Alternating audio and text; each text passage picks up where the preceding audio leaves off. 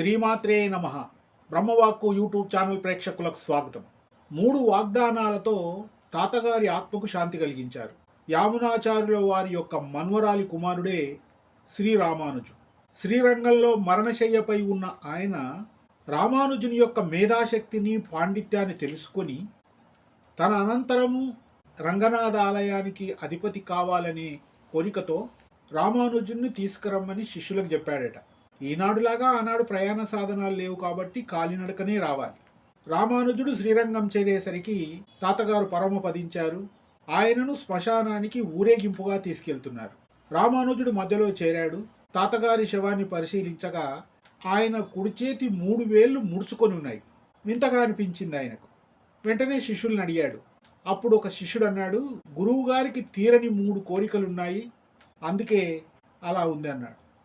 ఆ కోరికలేంటో చెప్పమని రామానుజుడు అడగగా, మొదటిది బ్రహ్మసూత్రాలకు భాష్యం రాయాలని ఆయన కోరిక ఉండేది.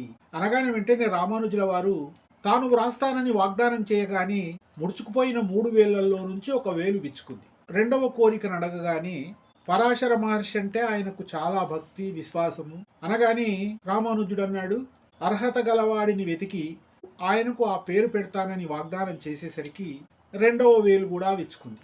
3వ కోరికగా నమ్మల్వారు అనే శటగోప పండితుని యొక్క రచనలను ఆయన చాలా ఇష్టపడేవారని చెప్పగానే, మంచి పండితునిచే వ్యాఖ్యానం రాయిస్తానని చెప్పగానే 3వ వేలు కూడా విచ్చుకుందట.